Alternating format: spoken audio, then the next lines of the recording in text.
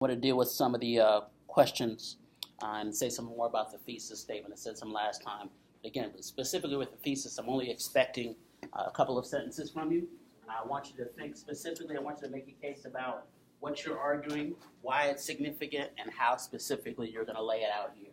So that allows you to make your larger argument, and also may allow you to say something about your main characters and how they help you prove your point. Remember, though, you're making a specific argument kind of in the larger context of this general argument. You're answering these main questions about the revolution being radical and conservative, and particularly African Americans as its contradiction. What are your sort of questions right now, particularly either about the thesis statement that's due tonight or about the larger project? Just two sentences. I thought the thesis was due yesterday. I think I made it due today. Yeah, you said today, 11 tonight. Oh, well, I turned it in. Oh, good. That's good. Well, that gives me a chance to give you some feedback on it. But yeah, I'm not expecting even the whole introduction at this point. I really wanted you to get to be thinking in terms of your argument and specifically your thesis. But I also want it to be kind of practical. I do these three things, and that'll help. Or essentially, the paper should write itself around that.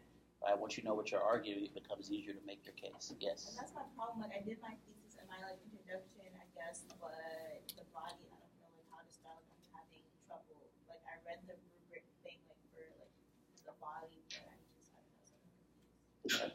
Yeah. Really know.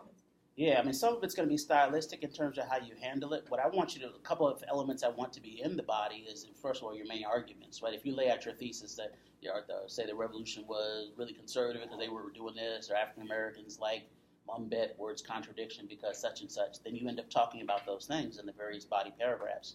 But I also want you to say something in those body paragraphs about the sources, right? Why do you believe what you believe? It's going to have to do with something you've seen or read or heard.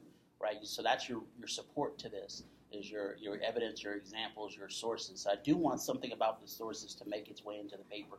You don't have to pretend that you read the stuff and then that you've come up with this out of nowhere. Right, that's not really what historians do anyway. We read other people's stuff, and then we come up with our own interpretations of it. We read these primary sources and interpret it in various ways. Think about this class, and what I'm doing in this class is really taking this textbook material.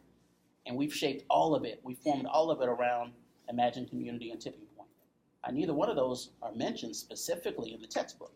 Right? This is our perspective that we're using to kind of frame those arguments. It makes us view these things in different ways.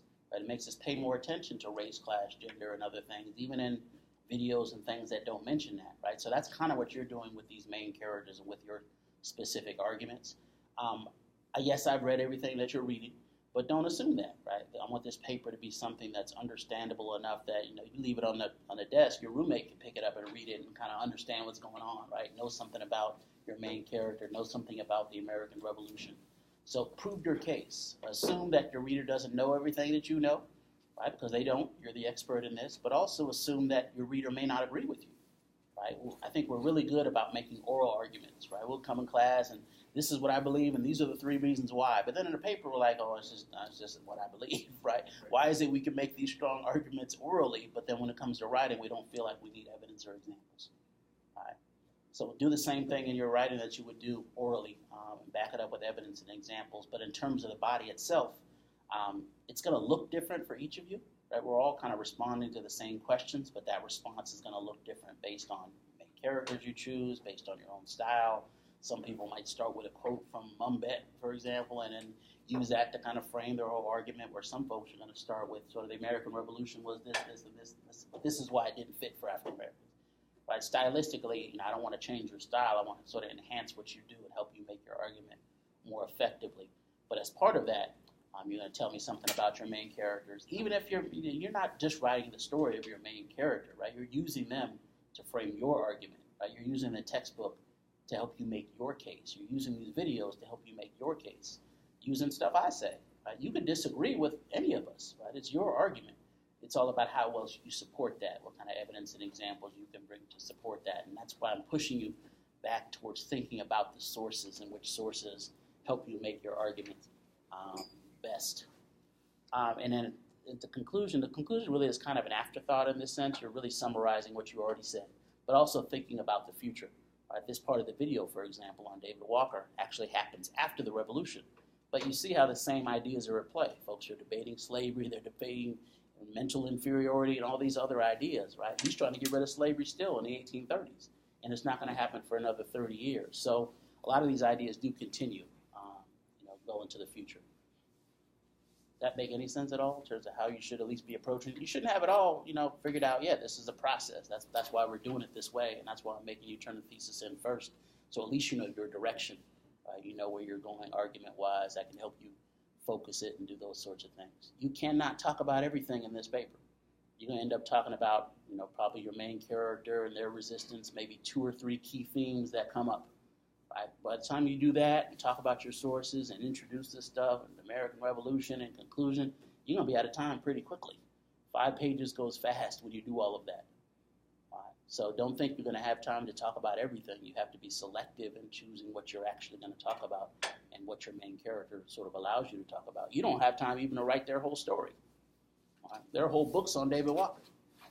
Right? So you really have to be kind of focused and selective in terms of thinking about the main questions and how you're going to answer them. That's mainly where I want you to be at this point. We're continuing to sort of develop the context around that. How much is worth grade level? It's 100 points, so it's actually the biggest thing we've had thus far. But I like that because it's over a couple of weeks and you have the chance to make an argument rather than just a sort of multiple choice or something like that. They have a bad day and that's it. So yeah, everything balances out hopefully over the semester. That's how I kind of designed the class. So no one bad day will kill you. Don't not turn it in. That's not good. 0 is a 0, right?